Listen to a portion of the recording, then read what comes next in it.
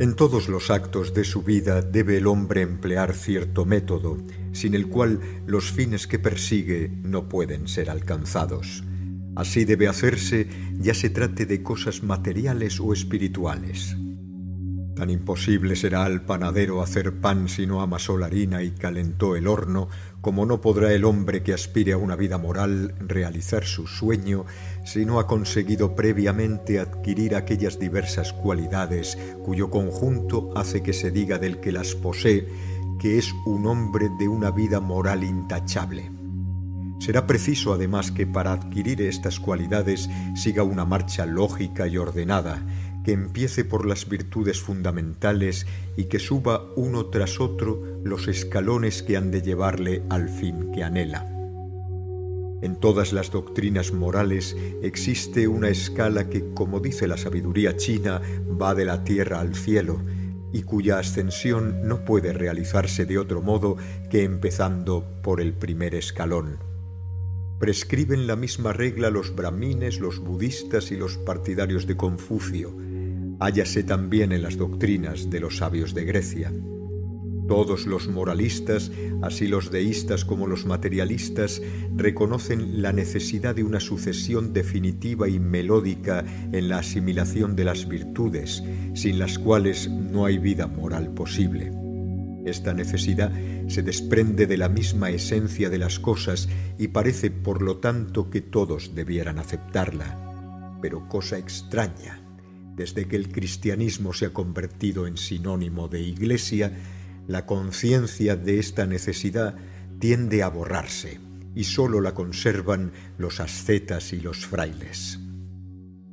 Entre los cristianos laicos se admite que un hombre pueda poseer virtudes superiores sin haber empezado por adquirir aquellas que normalmente debieran haber hecho conquistar las primeras. Algunos van más lejos aún y pretenden que la existencia de vicios perfectamente determinados de un individuo no le impiden poseer al propio tiempo muy altas virtudes. Ha resultado de esto que hoy entre los laicos la noción de la vida moral está, si no perdida, muy embrollada, por lo menos. Esto ha ocurrido, a juicio mío, del siguiente modo. El cristianismo, reemplazando al paganismo, sentó en principio una moral más exigente, pero esta moral, como la del paganismo, sólo podía conseguirse después de haber recorrido todos los grados de la escala de las virtudes. Según Platón, la abstinencia era la primera cualidad que importaba adquirir. Venía después el valor, la sabiduría y la justicia, la cual, según su doctrina, era la más alta virtud que puede un hombre poseer. La doctrina de Jesucristo enseñaba otra progresión: el sacrificio, la fidelidad a la voluntad divina y, por encima de todo, el amor. Los hombres que se han convertido seriamente al cristianismo y que han tratado de llevar una vida moral cristiana empezaron, sin embargo, por adoptar el primer principio de la doctrina pagana, absteniéndose de lo superfluo. No se crea que el cristianismo se apropiaba en tal caso lo que el paganismo había predicado antes que él. No se me diga que rebajo el cristianismo equiparando su alta doctrina al bajo nivel de la pagana. Sería injusto.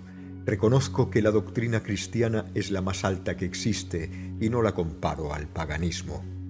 Precisamente porque la doctrina cristiana es superior a la de los paganos, la suplantó. Pero no por ello hay que dejar de reconocer que una y otra encaminan al hombre hacia la verdad y el bien, y como ambas cosas son inmutables en el fondo, el camino que a ellas conduce debe ser único. He aquí por qué los primeros pasos que se dan en tal camino deben ser forzosamente iguales, ya se trate de cristianos o de paganos. ¿Cuál es, pues, la diferencia entre ambas doctrinas? Es que, al revés de la doctrina pagana, que por su misma naturaleza es limitada, la cristiana tiene una tendencia continua hacia la perfección. Platón, por ejemplo, estableció como modelo de perfección la justicia, y Jesucristo escogió la perfección indefinida, que es el amor. Dijo: «Sed perfectos como es perfecto vuestro Padre Celestial». En esto reside la diferencia. y por lo tanto las diferentes relaciones de las enseñanzas de los paganos y cristianos hacia los diferentes grados de la virtud. Según el paganismo, antes de conseguirse la virtud más alta, los grados intermedios que se alcanzan tienen una importancia relativa. Cuanto más altos son, mayor suma de virtud precisan. Resulta de ello que desde el punto de vista pagano se puede ser más o menos virtuoso o más o menos vicioso. Según la doctrina cristiana, se es o no virtuoso. Se puede ser virtuoso con más o menos rapidez, pero a nadie se reputa como tal hasta que ha cumplido sucesivamente todos los requisitos necesarios para ello. Y voy a explicarme. Para los paganos, el hombre prudente es virtuoso, pero aquel que a la prudencia añade el valor lo es más que el otro, y si a estas dos cualidades se añade el sentimiento de la justicia, se alcanza la perfección. El cristiano, por el contrario, no puede ser superior ni inferior a otro moralmente, pero es tanto más cristiano cuanto más rápidamente anda por el camino de la perfección, sea cual fuere el grado en que se halló en un momento dado. De modo que la virtud estacionaria de un fariseo es menos cristiana que la del ladrón, cuya alma se halla en pleno movimiento hacia el ideal y que se arrepiente en la cruz. Tal es la diferencia entre ambas doctrinas. El paganismo considera la abstinencia como una virtud, cuando el cristianismo no la admite más que como un medio de encaminarse hacia el sacrificio, condición primera de una vida moral. Sin embargo, no todos los hombres consideran la doctrina de Jesucristo como una tendencia continua hacia la perfección. La mayoría la ha comprendido como una doctrina redentora. La redención del pecado por la gracia divina transmitida por la Iglesia entre católicos y ortodoxos y la creencia entre la redención entre los protestantes y calvinistas. Esta doctrina ha hecho desaparecer la sinceridad y la seriedad de la actitud de los hombres respecto de la moral cristiana. Los representantes de estos organismos podrán predicar hasta la saciedad que tales medios de salvación no impiden al hombre aspirar a una vida moral, sino que por el contrario a ello le inducen. Pero ciertas situaciones engendran por sí mismas ciertas conclusiones, y ningún argumento podrá impedir que los hombres las acepten. He aquí por qué el hombre que esté imbuido en esta creencia de redención no tendrá energía suficiente para asegurar su salvación por medio de sus propios esfuerzos. Hallará mucho más sencillo aceptar el dogma que se le ha enseñado y esperar que la gracia divina le perdone las faltas que haya podido cometer. Esto es lo que ha ocurrido a la mayoría de los adeptos del cristianismo. Tal es la causa principal de la relajación de las costumbres. ¿Para qué conformarse con ciertos hábitos? ¿Para qué privarse de tal o cual cosa, ya que el resultado ha de ser el mismo? ¿Para qué dejar costumbres agradables, ya que la recompensa ha de venir de todos modos? Recientemente ha publicado el Papa una encíclica sobre el socialismo. En este documento, el jefe de la Iglesia, después de una pretendida refutación de la doctrina socialista sobre la ilegitimidad de la propiedad, dice expresamente que nadie tiene la obligación de socorrer al prójimo si no tiene más que lo necesario para sí o su familia, si, o para hacerlo, ha de disminuir en algo aquello que exigen las conveniencias mundanas. Nadie, en efecto, debe vivir prescindiendo de tales conveniencias, dice. Cosa que está tomada de Santo Tomás, nullus enim inconvenienter debet vivere. Pero después de haber satisfecho las necesidades y las conveniencias exteriores, dice al final de la encíclica, deber es de todos dar lo superfluo a los pobres. Así predica el jefe de la Iglesia más extendida hoy en día. Así predicaban los padres de la Iglesia que creían insuficiente la salvación por medio de la acción. Junto a la predicación de esta doctrina egoísta que prescribe dar al prójimo aquello que no le es a uno necesario, se predica el amor a ese mismo prójimo y siempre se citan con énfasis las célebres palabras pronunciadas por Pablo en el capítulo 13 de su primera epístola a los Corintios. Aun cuando la doctrina evangélica esté llena de llamamientos a la abnegación, y afirme que esta virtud es la primera de las condiciones para alcanzar la perfección cristiana, aun cuando se diga que quien no lleve su cruz, quien no reniegue de su padre y su madre, quien no arriesgue su vida, estos hombres persuaden a los demás de que no es necesario, para amar al prójimo, sacrificar aquello a que se está acostumbrado y que basta dar lo que se juzgue conveniente. Así hablan los padres de la Iglesia, y por lo tanto aquellos que rechazan la doctrina de la Iglesia, en todo lo que se refiere a manifestaciones exteriores del culto, piensan, hablan y escriben de igual manera que los librepensadores. Estos hombres creen y hacen creer a los otros que, sin necesidad de refrenar sus pasiones, se puede servir a la humanidad y llevar una conducta moral. Los hombres, después de rechazar las prácticas paganas, no han sabido asimilarse la verdadera doctrina cristiana, no han admitido la marcha progresiva en el camino de la virtud y han permanecido estacionarios. En otro tiempo, antes de la aparición del cristianismo, todos los grandes filósofos, empezando por Sócrates, creyeron que la primera de las virtudes que debían adquirirse era la abstinencia, y que querer adquirir otra sin poseer esta era imposible. Es evidente, en efecto, que el hombre que no sabe contenerse es fácil presa para todos los vicios y no puede llevar una vida moral. Antes de pensar en la generosidad, en el amor, en el desinterés, en la justicia, es necesario que el hombre aprenda a dominarse y que sea bastante fuerte para vencer sus apetitos. Tal como hoy se mira, todo esto es inútil. Tenemos la convicción de que el hombre puede llevar una existencia completamente moral y, sin embargo, dejarse arrastrar por su pasión por el lujo y los placeres. Parece que, sea cual fuere el punto de vista, ya sea utilitario, pagano o cristiano, en que uno se coloque, el hombre que explota por su propio gusto el trabajo, y a menudo el trabajo más penoso de los demás, obra mal, y que esta es la primera costumbre que debe rechazar si aspira a llevar la existencia propia de un hombre honrado. Desde el punto de vista utilitario es una mala acción, pues obligando a los demás a trabajar para él, se halla siempre el hombre en una situación deplorable.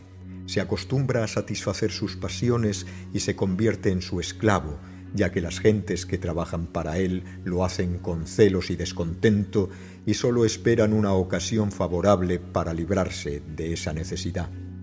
Por consiguiente, el hombre se encuentra siempre expuesto a quedarse con costumbres inveteradas que en un momento dado quizá no pueda satisfacer. Desde el punto de vista de la justicia, es también una mala acción, porque está mal aprovechar para su placer el trabajo de individuos que por esta sola condición no pueden permitirse la centésima parte de los goces que contribuyen a procurar al que los emplea. Desde el punto de vista del amor cristiano, parece superfluo demostrar que el hombre que realmente ama a su prójimo, lejos de servirse del ajeno trabajo, debe dar, por el contrario, una parte de su actividad para contribuir al bienestar de los demás. Estas exigencias del interés, de la justicia y del amor las desdeña por completo nuestra sociedad. Según la doctrina dominante hoy día, el aumento de los beneficios se considera como cosa deseable, como un indicio de desarrollo intelectual, de civilización y de perfección. Los hombres que se llaman instruidos estiman que estas costumbres de lujo, que esta tendencia al refinamiento son indicio cierto de una superioridad moral que confina con la virtud. Cuantas más necesidades tienen, más refinados son y más valen. La poesía descriptiva y las novelas del último y penúltimo siglo corroboran lo que decimos. ¿Cómo se pinta a los héroes y heroínas que representan el ideal de la virtud? En la mayoría de los casos, los hombres que deben representar algo noble y elevado, desde Childe Harold hasta los últimos héroes de Feuillère, Trollope y Maupassant, son parásitos que devoran con su lujo el trabajo de millares de hombres, mientras que ninguno de ellos es útil para nada ni a nadie. En cuanto a las heroínas, no son más que cortesanas que proporcionan más o menos placer a los hombres y que derrochan el trabajo ajeno en provecho de su lujo. Recuerdo que cuando escribía novelas se me ofrecía una dificultad casi insuperable. Contra ella luché, y luchan aún hoy cuantos novelistas tienen conciencia de lo que es la belleza moral verdadera. Esta dificultad consiste en descubrir el tipo del hombre del gran mundo idealmente bueno y bello, y al propio tiempo conforme a la realidad. La descripción del hombre y de la mujer del gran mundo no será verdadera sino cuando el personaje se presente en el medio ambiente que le es propio, es decir, en el lujo y la ociosidad. Desde el punto de vista moral, ese personaje resulta poco simpático, pero hay que presentarle del modo que lo sea. Esto es lo que los novelistas tratan de hacer, como yo traté de hacerlo igualmente. ¿Y para qué tanto trabajo? Los lectores habituales de esas novelas no tienen casi siempre un nivel moral parecido al del héroe que se les describe, no tienen también las mismas inclinaciones e iguales costumbres. ¿Para qué entonces tantos cuidados para hacerles simpáticos los Childe Harold, los Onegin, los de Camors, puesto que ya se hayan inclinados a considerarlos como perfectos? Prueba irrefutable de que los hombres de hoy día no consideran la abstinencia pagana y la abnegación cristiana como cualidades deseables y buenas es la educación que se da a los niños. En vez de procurar hacerlos fuertes y valerosos, se los acostumbra a la ociosidad. Hace mucho tiempo que pensé escribir el cuento siguiente. Una mujer, ofendida por otra y deseando vengarse de ella, le roba su único hijo. Va a casa de un hechicero y le pregunta cómo podrá vengarse más cruelmente de su enemiga por medio de su hijo. El hechicero le aconseja que lleve al niño a un punto que le indica y le promete una terrible venganza. La mala mujer sigue el consejo, pero no pierde de vista al niño. Después, con gran sorpresa, advierte que ha sido recogido por un hombre sin herederos. Vuelve a casa del hechicero y le abruma a reproches. Él le contesta que no ha llegado aún la hora y que hay que esperar. Sin embargo, el niño crece entre el lujo y la abundancia. La mala mujer está estupefacta, pero el hechicero le aconseja que espere. Y en efecto, llega un momento en que su venganza resulta tan terrible que la mala mujer acaba por compadecer a su víctima. El niño, que ha crecido entre riquezas, se arruina, y entonces empieza para él una serie de privaciones y de padecimientos físicos contra los que no puede luchar y que ha de soportar con indecible pena. Por una parte, nobles aspiraciones le impulsan a llevar una vida regular y por otra, siente la impotencia de su carne debilitada por el lujo y la ociosidad. Es una lucha sin esperanza, una caída continua, cada día más profunda. Luego la borrachera como medio de olvido y por fin el crimen, la locura o el suicidio. En verdad que la educación de algunos niños de nuestra época inspira terror. Tan solo los más implacables enemigos de esos niños podrían tomarse tanto trabajo para inculcarles la imbecilidad y los vicios que deben a sus padres y muy especialmente a sus madres. Y aumenta el horror cuando vemos los resultados que esta educación produce y los estragos que hace en el alma de los niños, tan cuidadosamente corrompida por sus padres. Se les inculcan costumbres refinadas, no se les enseña a dominar sus inclinaciones, y sucede entonces que el hombre, lejos de sentirse atraído por el trabajo y de sentir amor por su obra, teniendo conciencia de lo que ha hecho, se acostumbra por el contrario a la ociosidad, al desprecio de todo trabajo productivo y al derroche. Pierde la virtud de la primera noción que debe adquirirse antes que otra, la prudencia, y entra en la existencia donde se predica y parecen apreciarse las altas virtudes de la justicia, del amor y de la caridad. Dichoso aún si es mozo, de una naturaleza débil moralmente, si no sabe discernir la moralidad en las apariencias de la moralidad, si puede contentarse con la mentira, que es ley de la sociedad entera. Si así sucede, todo marcha bien, y el hombre que tiene el sentido moral adormecido puede vivir dichoso hasta su último día. Pero no siempre ocurre así. Sobre todo en estos últimos tiempos, cuando la conciencia de la inmoralidad de tal existencia vibra en el aire y hiere a pesar de todo en el corazón. Sucede que cada vez más a menudo aparecen los principios de la verdadera moral y empieza entonces una penosa lucha interior, un padecimiento que rara vez acaba con ventaja para la moral. Comprende el hombre que su vida es mala, que debiera cambiarla de todo en todo y trata de hacerlo. Pero entonces los que han soportado ya igual lucha sucumbiendo en ella, se lanzan desde todas partes sobre el que pretendía cambiar su existencia y se esfuerzan en persuadirle de la inutilidad de su brega. Procuran probarle que la continencia y la abnegación no son necesarias para ser bueno y que puede ser un hombre útil y recto a pesar de entregarse a la gula, al lujo, a la ociosidad y hasta a la lujuria. Esta lucha tiene por regla general un final lamentable, ya sea que el hombre se someta a la opinión general y cese de escuchar la voz de su conciencia y recurra a subterfugios para justificarse, ya luche, sufra, enloquezca o se suicide. Es raro que, entre todas las tentaciones que le rodean, un hombre de nuestra sociedad comprenda que existe y que ha existido durante millares de años una verdad primitiva para todos los hombres prudentes, que para llegar a una existencia moral es preciso ante todo dejar de tener mala conducta y que para alcanzar una alta virtud es necesario adquirir la de la abstinencia y de la posesión de sí mismo, como pensaban los paganos, o la virtud de la abnegación, como prescribe el cristianismo. Acabo de leer las cartas de nuestro muy erudito señor Ogarev, el desterrado, a otro erudito, el señor Herzen. En ellas el señor Ogarev expresa sus pensamientos íntimos, sus tendencias más elevadas, y enseguida se advierte que finge algo. Habla de la perfección, de la sana amistad, del amor, del culto de la ciencia, de la humanidad.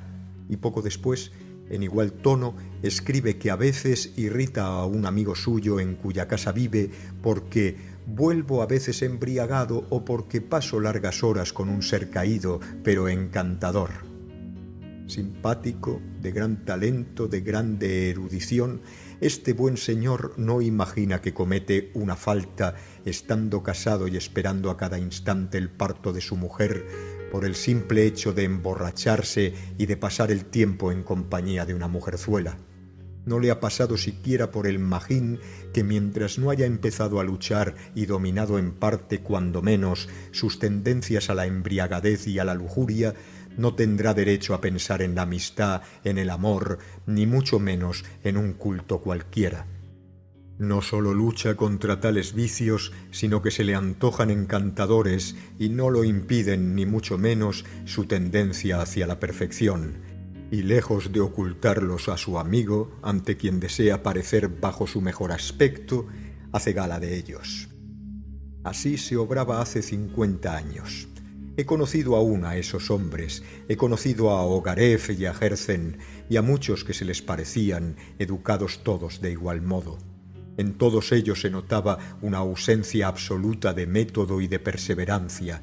Mostraban un deseo ardiente de perfección y en cambio se entregaban al libertinaje más desenfrenado.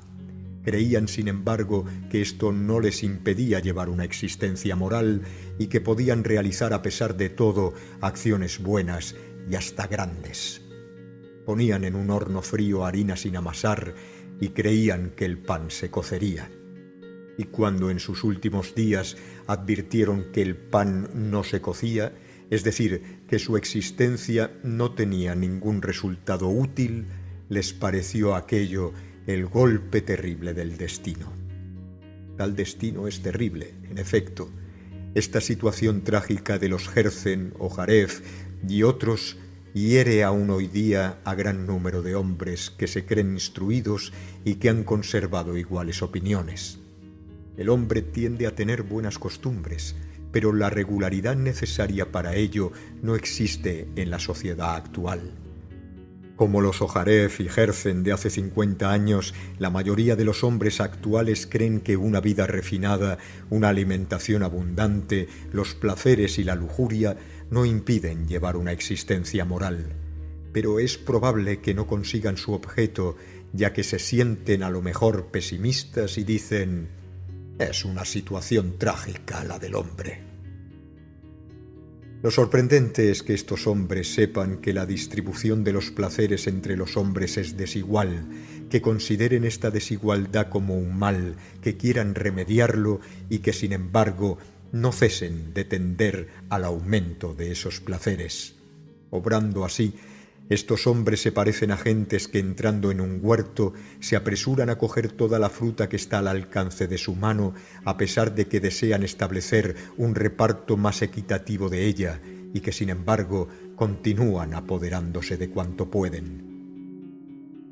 El error de que hablamos es tan incomprensible que estoy cierto de que las generaciones venideras no comprenderán lo que los hombres de nuestra época entendían por vida moral, al afirmar que el glotón, el degenerado, el libertino, el ocioso de las clases ricas llevaban una vida moral.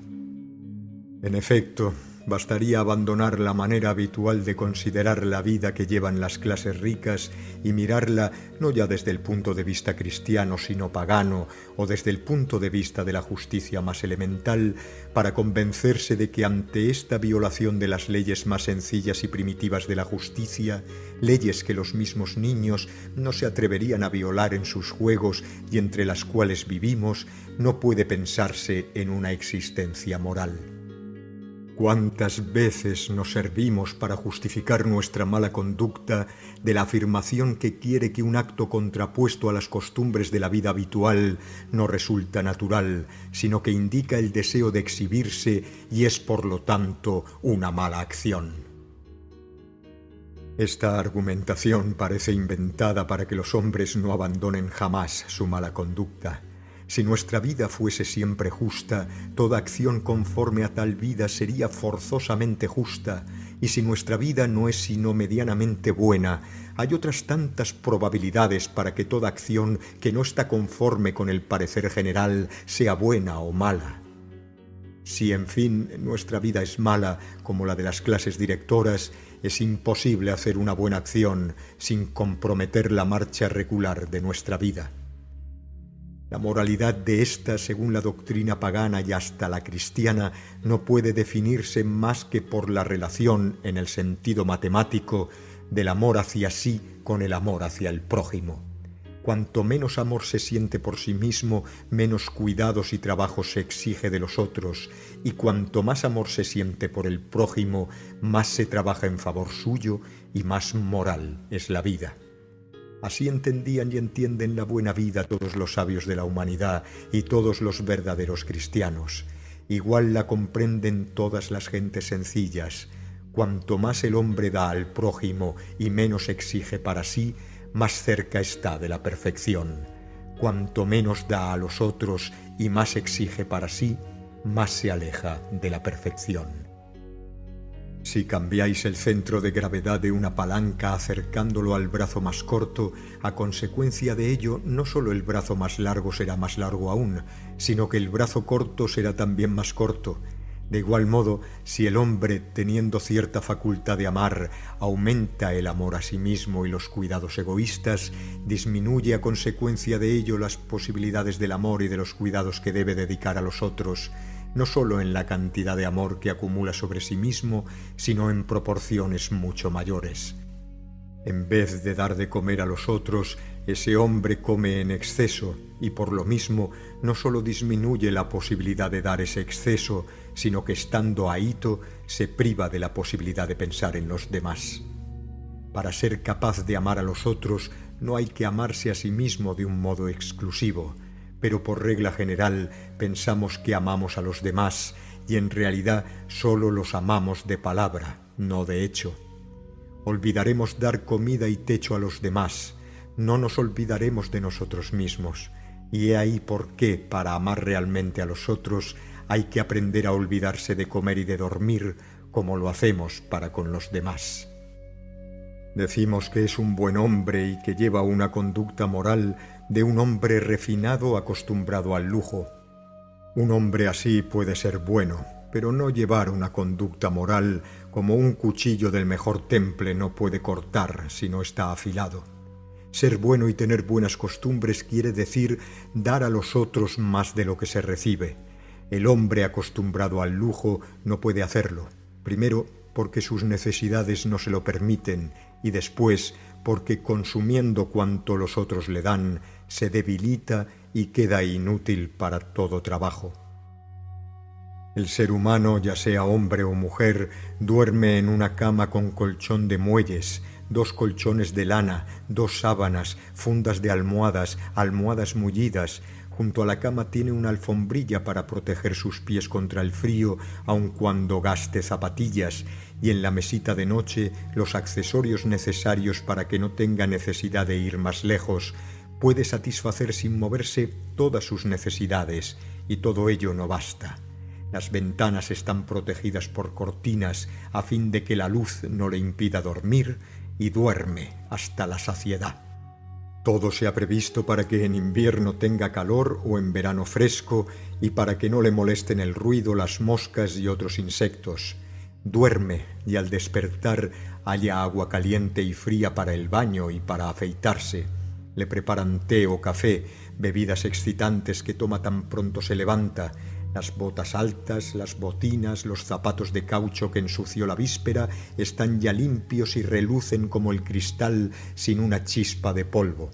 Le limpian también los trajes que llevó la víspera, de los que tiene colección completa, no solo los de invierno y verano, sino para primavera y otoño, para los días lluviosos, muy cálidos o húmedos, etc.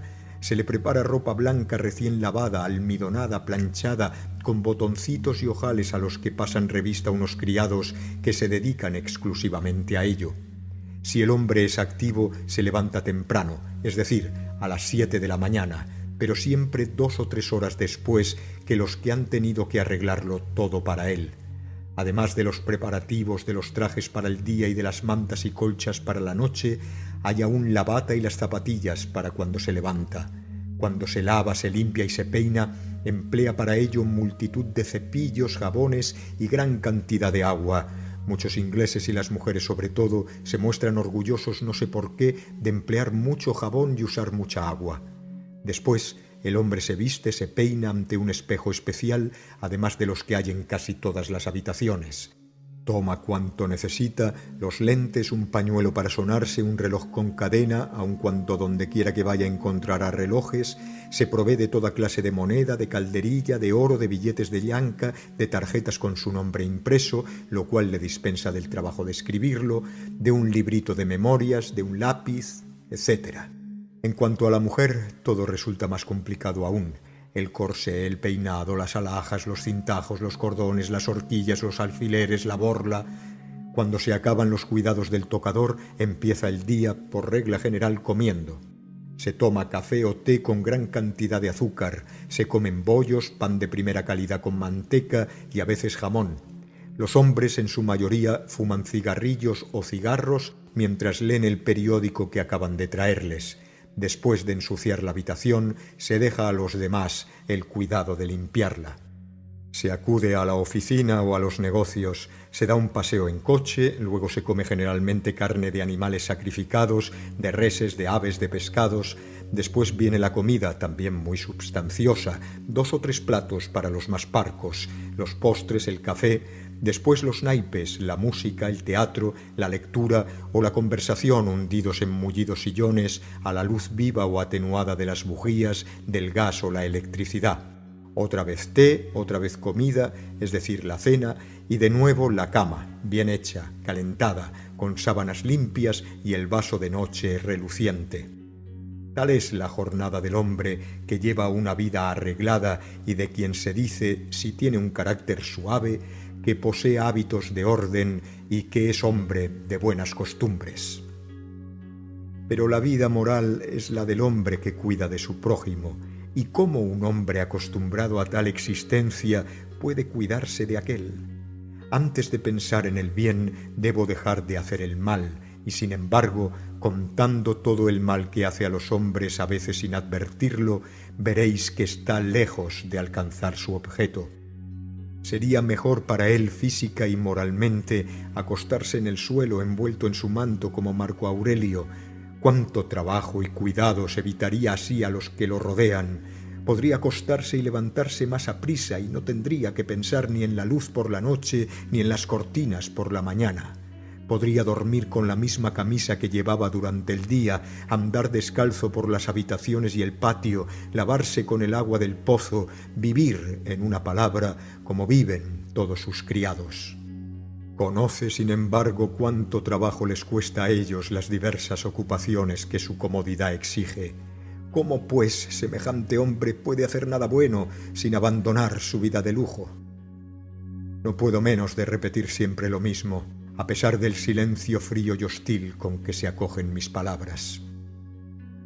Un hombre moral que goza de todas las comodidades, y basta el hombre de la clase media, excepción hecha del hombre rico que gasta para sus caprichos centenares de jornada de trabajo cada 24 horas, no puede vivir tranquilo sabiendo que todo aquello de que goza es fruto del trabajo de generaciones obreras oprimidas bajo el peso de una existencia abrumadora y que mueren ignorantes, entregadas a la borrachera y al libertinaje, medio salvajes, en las minas, en las fábricas, en los talleres, al pie del arado, produciendo los objetos que sirven para el hombre de condición superior. Yo que escribo esto y vosotros que me leeréis, tenemos una alimentación suficiente, a menudo abundante, delicada, aire puro, vestidos de invierno y de verano, toda clase de distracciones, diversiones durante el día y reposo completo por la noche.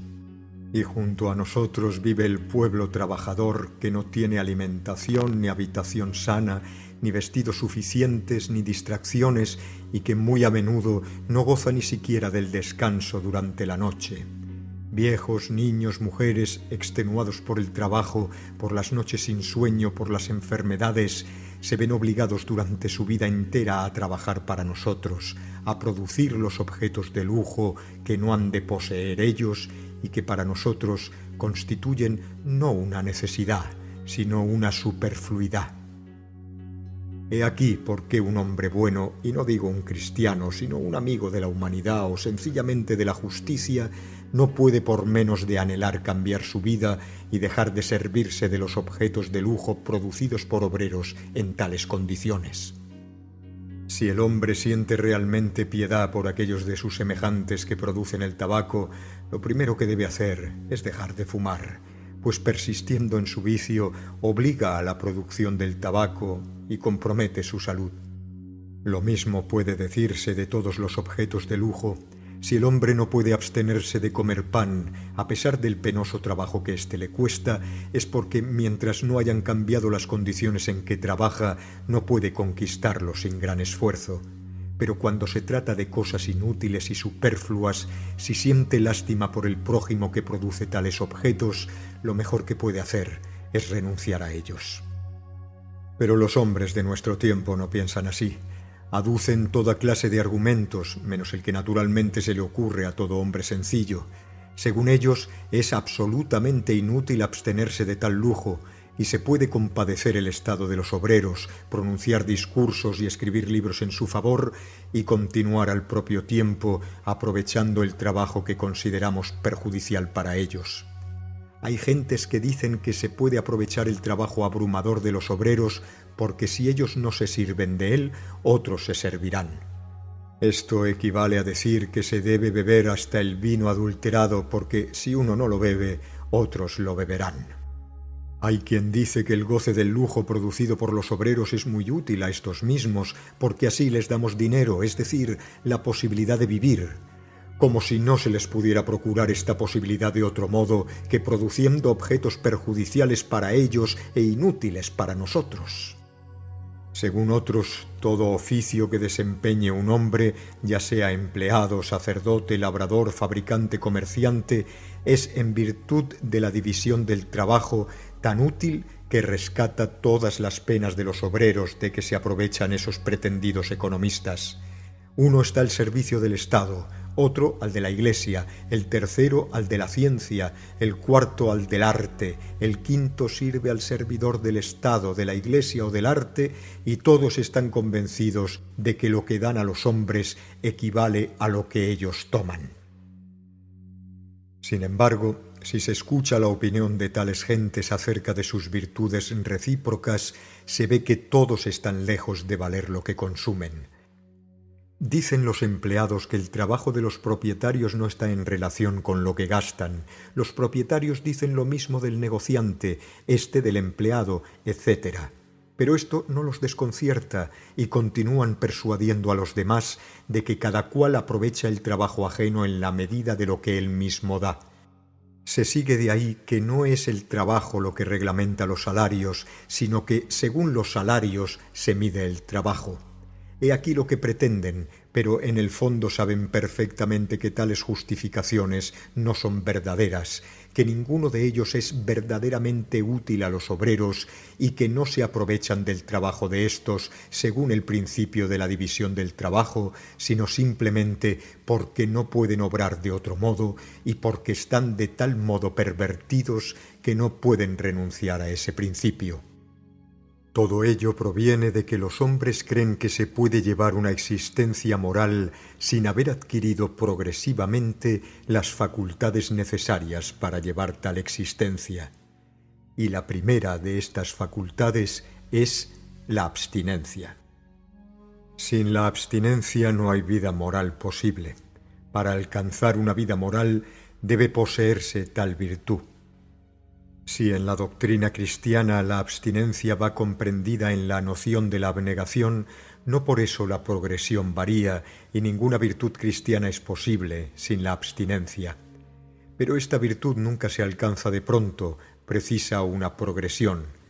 La abstinencia significa la liberación del hombre de la lascivia y su sumisión a la prudencia. El hombre tiene numerosas pasiones y para luchar con ventaja debe empezar por las fundamentales, por aquellas que engendran otras más complicadas y no empezar por estas últimas, que sólo son la consecuencia de las primeras.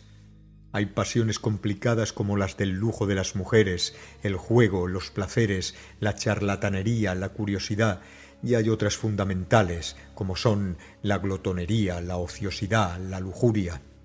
En la lucha contra las pasiones no hay que empezar por el fin, es decir, contra las pasiones complicadas debe empezarse por las que dan origen a las otras, y aun así en gradación definida por la naturaleza misma de esas pasiones y por la tradición de la sabiduría.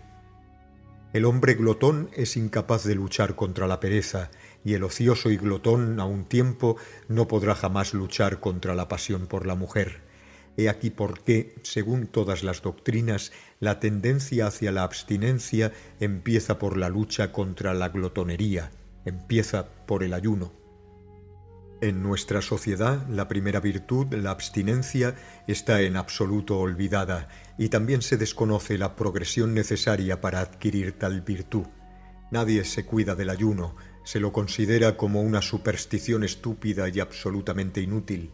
Y sin embargo, así como la primera condición de una vida moral es la abstinencia, la primera condición de la abstinencia es el ayuno. Se puede desear ser bueno y soñar con practicar el bien sin ayunar, pero en realidad esto es tan imposible como andar sin estar en pie. La gula, por el contrario, es el primer indicio de una vida licenciosa y, desgraciadamente, tal indicio distingue a la mayoría de los hombres de nuestro tiempo. Mirad los rostros y los cuerpos de los hombres de nuestra sociedad, todos esos rostros con las barbas y las mejillas colgantes, esos miembros harto gordos y el abdomen prominente, hablan de una vida licenciosa. ¿Cómo podía ser de otro modo? ¿Preguntáis cuál es el móvil principal de su vida? Por muy extraño que esto os parezca, el principal móvil de la mayoría de los hombres de nuestra sociedad es la satisfacción del paladar, la satisfacción de comer, la voracidad. Desde los más pobres a los más ricos, la voracidad constituye el objeto principal de la existencia. El pueblo trabajador solo constituye la excepción en la medida que la necesidad le impide entregarse a una pasión tan baja. Tan pronto como tiene medios y tiempo, imitando lo que hacen las clases altas, se proporciona los manjares más agradables y come y bebe cuanto puede. Cuanto más puede comer, más dichoso se cree y más fuerte y más sano. Las clases altas le confirman en tal convicción, puesto que así consideran una alimentación abundante. Ved la vida de los ricos, escuchad sus conversaciones. ¿Qué asuntos tan elevados les interesan? La filosofía, la ciencia, el arte y la poesía, la distribución de la riqueza, el bienestar del pueblo, la educación de la juventud.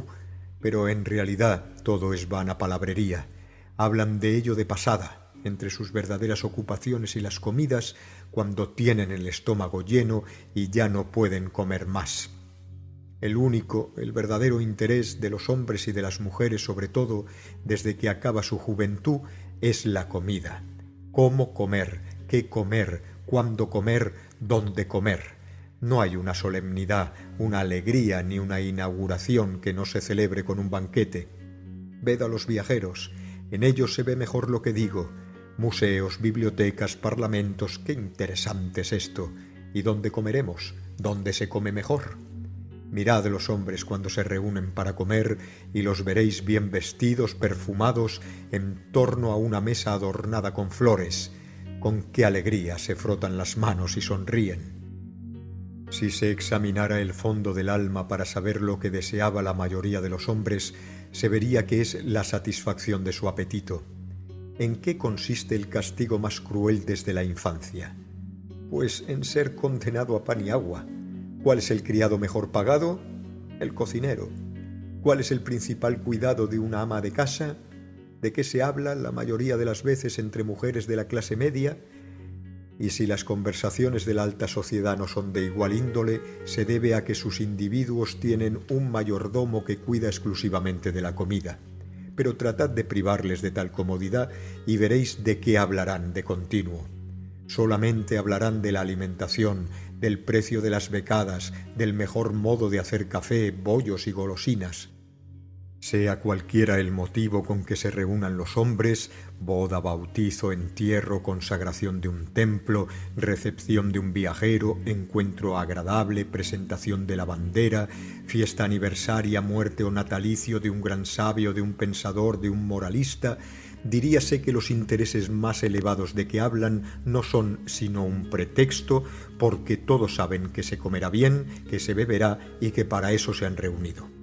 Muchos días antes de esta fiesta se sacrifican aves y otros animales, se traen cestos de comestibles y los cocineros, los ayudantes, los pinches de cocina, con sus delantales blancos, trabajan atareados. Los cocineros, que cobran 500 rublos por mes, dan órdenes, y sus ayudantes trinchan, amasan, lavan, disponen y adornan. Los mayordomos, con aire solemne, lo calculan y examinan todo a fuer de verdaderos artistas. El jardinero prepara las flores, las criadas la vajilla, todo un ejército de criados trabaja. Se gasta el producto de millares de jornadas de trabajo para celebrar la memoria de un gran hombre o de un amigo difunto o para festejar la unión de dos jóvenes. En las clases media o inferiores ocurre lo mismo. La gula usurpa de tal modo el lugar del verdadero objeto de la reunión que en griego y en francés una misma palabra, noche, sirve para designar a un tiempo el matrimonio y el jolgorio. Pero por lo menos entre los obreros no se trata de disimular tal sentimiento. Los ricos, al contrario, consideran tales ágapes como una satisfacción dada al uso y a las conveniencias. Dicen que los aburren tales comidas, pero si tratáis de darles, en vez de guisos exquisitos, algo más sencillo, cocido, por ejemplo, veréis qué cisco arman, lo cual demuestra que en realidad solo piensan en la gula. La satisfacción de una necesidad tiene límites, el placer no.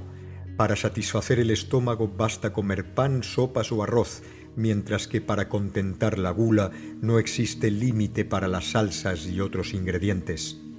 El pan es un alimento necesario y suficiente, y la prueba está en que millones de hombres fuertes, ligeros, sanos y que trabajan mucho, viven solo de pan.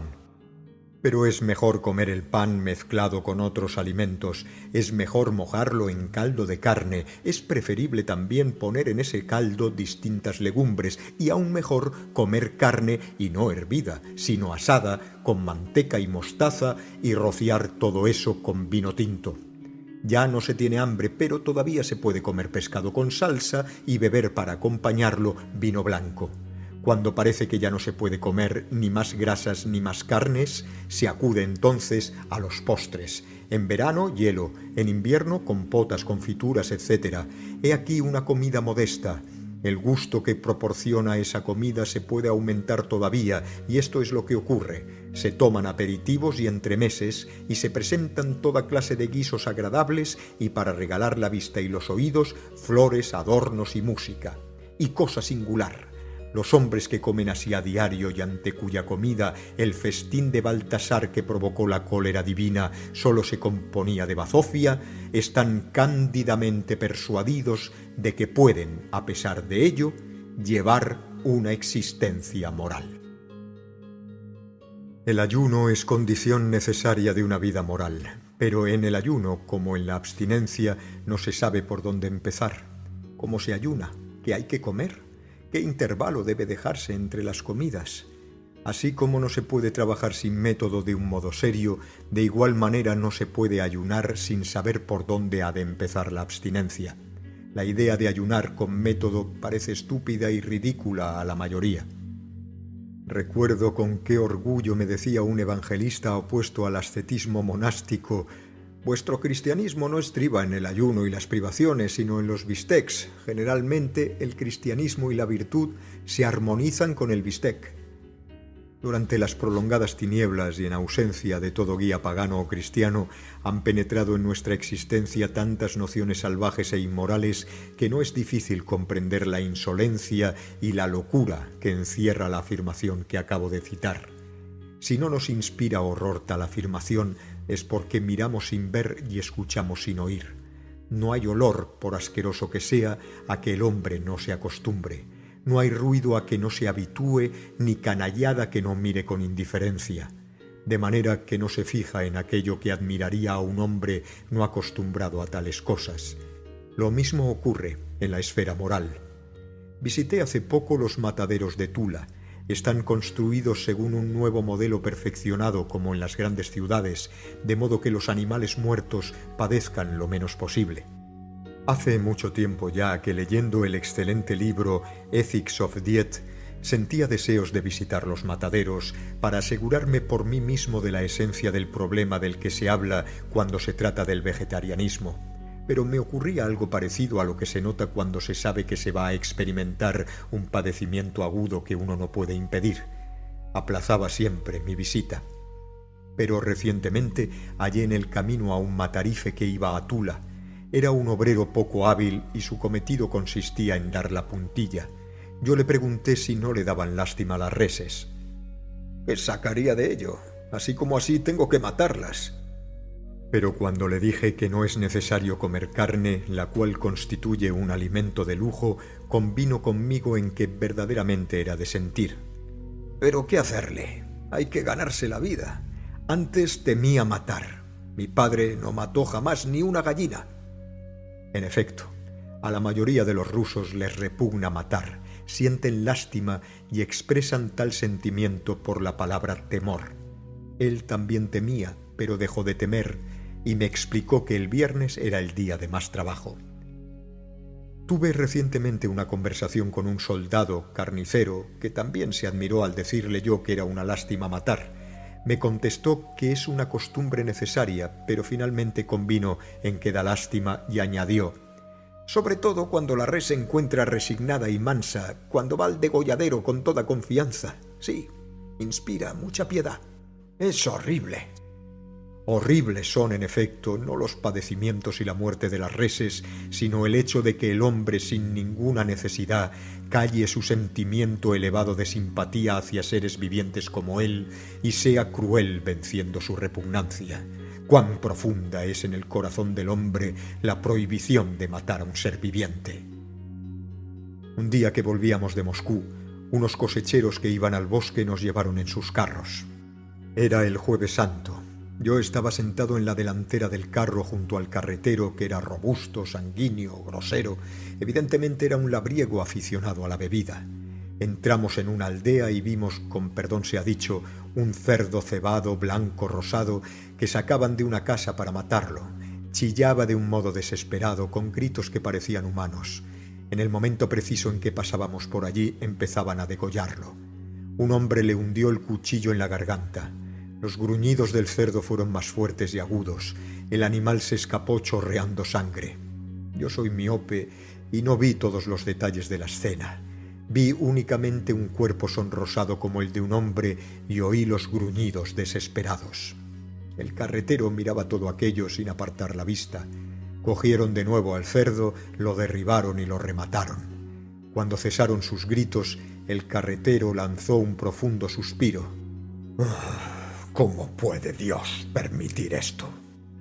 Tal exclamación demuestra el profundo asco que inspira al hombre la matanza, pero el ejemplo, la costumbre de la voracidad, la afirmación de que Dios admite tales cosas, hacen que los hombres pierdan por completo ese sentimiento natural. Era un viernes. Fui a Tula y, encontrando a un amigo mío, un hombre bueno y sensible, le rogué que me acompañara al matadero. «Sí, he oído decir que está muy bien montado y me gustaría verlo, pero si matan no iré». «¿Y por qué no? Precisamente eso es lo que quiero ver. Ya que se come carne, hay que ver cómo se mata a las reses». No puedo». Es de notar que mi amigo es cazador y que por lo tanto mata también. Llegamos. Apenas en la puerta sentíase ya un olor fuerte, repugnante, de putrefacción como el de la cola de carpintero. Cuanto más adelantamos, más crece tal olor. El edificio es de ladrillo rojo muy grande, con bóvedas y altas chimeneas. Entramos por la puerta cochera.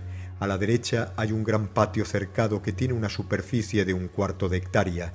Allí es donde 2 veces a la semana amontonan el ganado vendido. En el extremo de este patio está la portería. A la izquierda, 2 naves con puertas ojivales. El suelo es de asfalto, formando doble pendiente, y allí hay aparatos especiales para colgar las reses muertas. Junto a la portería estaban sentados en un banco 6 matarifes que llevaban los delantales manchados de sangre, con las mangas también sanguinolentas, arremangadas, mostrando sus brazos musculosos. Habían terminado ya su trabajo media hora antes, de modo que aquel día solo pudimos ver la nave vacía. A pesar de las puertas abiertas, sentíase un olor nauseabundo de sangre caliente. El suelo era oscuro, reluciente, y en las regueras había sangre coagulada. Uno de los matarifes nos explicó de qué modo se mata y nos enseñó el sitio en que se verifica tal operación. No la comprendí del todo y me formé una idea falsa, pero terrible, del degüello. Pensaba, como ocurre a menudo, que la realidad me causaría menos impresión que lo imaginado, pero estaba en un error. Otra vez llegué al matadero a buena hora. Era el viernes anterior a la Pascua de Pentecostés, en un día caluroso de junio. El olor a sangre era aún más fuerte que la otra vez y se trabajaba de firme. El gran patio estaba lleno de ganado y había muchas reses también en los cobertizos contiguos a la nave central. En la calle había carretas cargadas de bueyes, vacas y terneros. En otros carros, tirados por buenos caballos, veíanse amontonadas terneras vivas, patas arriba. Estos carros se acercaban al matadero y se descargaban. Había aún otros carros con bueyes muertos cuyas patas se movían al compás de las sacudidas que daba el vehículo, mostrando sus cabezas inertes, los pulmones rojos y el hígado parduzco. Todos salían del matadero. Junto a la cerca había caballos de silla pertenecientes a los ganaderos. Estos, con sus largas blusas y el látigo en la mano, iban y venían por el patio o marcaban con alquitrán las reses que los pertenecían, regateaban el precio y vigilaban el transporte del ganado desde el patio al cobertizo y desde éste a la nave. Toda aquella gente parecía preocupada por sus negocios y nadie se cuidaba de saber si era una buena o una mala acción matar a aquellas reses. Tanto pensaban en ello como se cuidaban de la composición química de la sangre que corría por el suelo. No había ningún matarife en el patio. Todos trabajaban. Aquel día se mataron unos 100 bueyes. Entré en la nave central y me detuve junto a la puerta. Me detuve porque en el interior apenas se cabía, a causa del ganado que allí se amontonaba y porque la sangre goteaba del techo, salpicando a los matarifes. Si hubiera yo entrado, también me hubiera manchado el traje. Unos hombres descolgaban a una res. otros hacían deslizar a otra sobre unos carriles, y había un buey muerto con las patas blancas al que desollaba un matarife. Por la puerta opuesta a la que yo estaba hacían pasar al mismo tiempo un buey rojo y gordo. Le arrastraban. Apenas había salvado el umbral cuando uno de los matarifes, armado con un hacha de largo mango, le hirió en el cuello. Como si a un tiempo le hubieran cortado las 4 patas, el buey cayó pesadamente al suelo, se volvió de lado y movió convulsivamente las patas y la cola. Entonces un matarife se echó sobre él, le cogió por los cuernos, hizo que la cabeza se bajara hasta el suelo y otro matarife lo degolló. Por la abierta herida, la sangre de un rojo oscuro brotaba como de una fuente y la recogía en un barreño de metal un niño salpicado de sangre. Entretanto, el buey no cesaba de mover y sacudir la cabeza y agitar convulsivamente las patas. El barreño se llenaba rápidamente, pero el buey vivía aún y continuaba azotando el aire con las pezuñas, lo cual obligaba a los carniceros a apartarse. Tan pronto como el barreño estuvo lleno, el muchacho se lo colocó en la cabeza y lo llevó a la fábrica de albúmina, mientras otro niño traía otro barreño que se llenaba a su vez. El buey continuaba perneando desesperadamente. Cuando cesó de correr la sangre, el carnicero levantó la cabeza del buey y empezó a desollarlo. El animal aún se movía. Tenía la cabeza ya desollada, roja, con las venas blancas, y tomaba la posición que le daban los matarifes. Colgaba la piel a ambos lados y el buey no cesaba de moverse. Otro carnicero cogió entonces al buey por una pata, se la rompió y se la cortó. El vientre y las otras piernas se estremecían aún convulsivamente. Después le cortaron los miembros restantes y los echaron en un montón con las piernas de los otros bueyes del mismo ganadero. Luego arrastraron a la res hacia la polea y la colgaron. Entonces únicamente es cuando el buey no dio señal de vida. De igual manera vi matar desde la puerta 3 bueyes más. A todos le hicieron la misma operación. A todos les cortaron la cabeza, cuya lengua pendía entre los dientes. La diferencia consistía en que a veces el matarife no acertaba el golpe. El buey se resistía, mugía y, chorreando sangre, trataba de escapar de manos de los carniceros. Entonces lo arrastraban hasta el centro de la nave, lo herían de nuevo y caía. Di la vuelta y me acerqué a la puerta opuesta y vi repetir la misma operación, pero más de cerca y con mayor claridad. Vi sobre todo lo que no había podido ver desde la otra puerta, de qué manera se obligaba a los animales a entrar. Cada vez que cogían un buey del cobertizo y lo arrastraban por medio de una cuerda atada a los cuernos, el animal, oliendo la sangre, se resistía, mugía y retrocedía.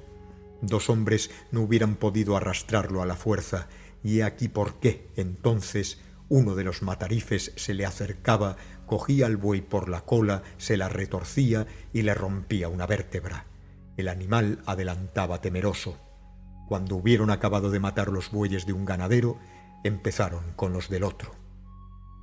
El primer animal de esta nueva ganadería era un toro hermoso, robusto, berrendo en negro y botinero, un animal joven, musculoso, enérgico. Tiraron de la cuerda, bajó la cabeza y se detuvo con decisión. Pero el matarife marchaba detrás y, como un herrero que coge el mango de un fuelle, cogió la cola, la retorció, crujieron las vértebras, embistió el toro tirando al suelo a los que sujetaban la cuerda y se detuvo de nuevo mirando a ambos lados con sus ojos negros llenos de fuego. De nuevo crujió la cola, adelantó el toro y entonces llegó a donde se quería. El matarife se acercó, apuntó e hirió. El golpe, mal dirigido, no hizo caer a la res, que agitó con fuerza la cabeza, mugió y, sangrienta y furiosa, se soltó y se echó hacia atrás. Todos los que estaban junto a la puerta huyeron, pero los matarifes, acostumbrados al peligro, se apoderaron rápidamente de la cuerda, de nuevo rompieron la cola y otra vez el toro se encontró en la nave, en el sitio requerido. Ya no pudo escapar. El matarife apuntó rápidamente, halló el punto que quería, hirió, y el hermoso animal lleno de vida cayó moviendo la cabeza y las piernas mientras lo degollaban y lo desollaban. «¡Maldito diablo! No ha caído donde era preciso», murmuró el matarife cortándole la piel de la cabeza. 5 minutos después la cabeza negra era roja, y aquellos ojos que brillaban con tanta fuerza 5 minutos antes aparecían vidriosos y apagados. Luego fui al sitio donde matan a los carneros. Era una gran nave con el suelo asfaltado y mesas con respaldos sobre las cuales se degüella a los carneros y terneras. En aquella cuadra impregnada del olor de la sangre había acabado el trabajo y únicamente estaban 2 matarifes. Uno de ellos soplaba en la pierna de un carnero muerto y frotaba con la mano el vientre hinchado del animal. El otro, que era mozo y llevaba el delantal lleno de sangre, fumaba un cigarrillo. Me siguió un hombre que parecía un antiguo soldado. Llevaba un corderito de un día, negro, con una mancha en el cuello y las patas atadas, y lo puso sobre una mesa. El soldado, que se conocía que había ido muchas veces a aquel sitio, dio los buenos días y trabó conversación, explicando que tenía que pedir licencia a su amo. El mozo del cigarrillo se acercó empuñando un cuchillo y contestó que les daban permiso los días de fiesta. El cordero vivo estaba tan inmóvil como el carnero muerto e hinchado, con la diferencia de que agitaba vivamente la colita y se le movían los costados más rápidamente que de costumbre. El soldado, sin hacer ningún esfuerzo, apoyó la cabeza del animalito en la mesa y el matarife, sin cesar de hablar, cogió con la mano izquierda la cabeza del cordero y le cortó el cuello. Agitóse la víctima, la cola se le puso rígida y cesó de moverse. El carnicero, mientras brotaba la sangre, encendió de nuevo el cigarrillo. Cuando acababa de desangrarse, se agitó de nuevo el cordero y la conversación continuó sin interrumpirse un solo instante. Y las gallinas y los pollos que por millares se sacrifican a diario en las cocinas y que con las cabezas cortadas, chorreando sangre, se estremecen y baten las alas de una manera tan cómica como terrible. Y sin embargo, la señora de corazón sensible come ese volátil con la completa seguridad de su derecho, afirmando 2 opiniones que se contradicen. La primera, que está tan delicada, según le aseguró su médico, que no podría soportar una alimentación exclusivamente vegetal y que a su débil organismo le hace falta la carne. La segunda, que es tan sensible que no puede hacer padecer a los animales ni soportar la vista de sus padecimientos. En realidad, esta pobre señora está tan débil porque la han acostumbrado a nutrirse de alimentos contrarios a la naturaleza humana y no puede dejar de hacer padecer a los animales por la sencilla razón de que se los come. No se puede fingir ignorancia porque no somos avestruces.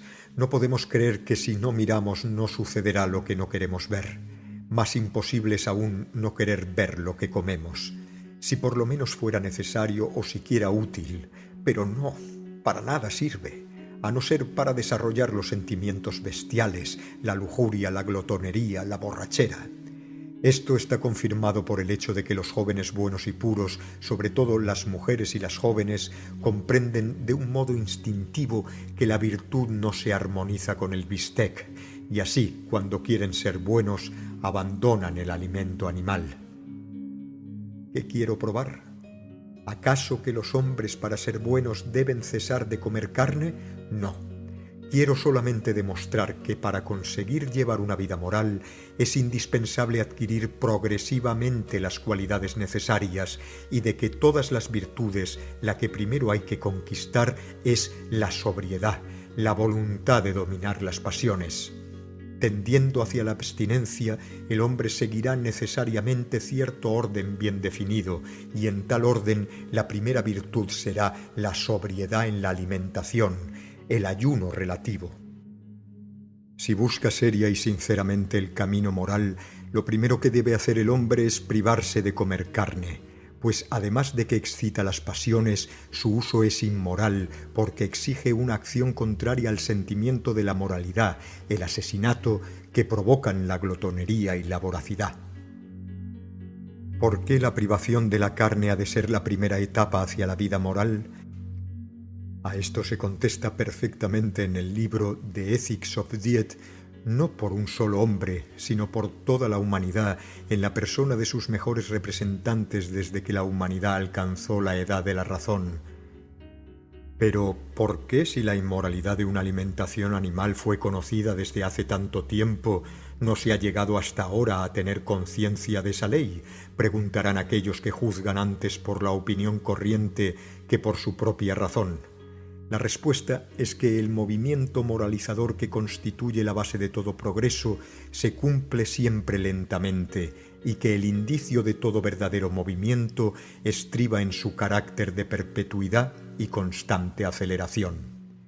Tal es el movimiento vegetariano. Este movimiento está expresado también por todos los escritos que se incluyen en el libro citado, como por la existencia misma de la humanidad, la cual tiende más y más, sin que lo advierta siquiera, a pasar de la alimentación animal al régimen vegetal, y este movimiento se manifiesta con una fuerza particular y consciente en el vegetarismo, que adquiere cada vez mayor extensión. Cada vez hay más hombres y mujeres que renuncian al consumo de la carne en Alemania, en Inglaterra y en América, y cada año aumenta en esos países el número de hoteles y posadas vegetarianas.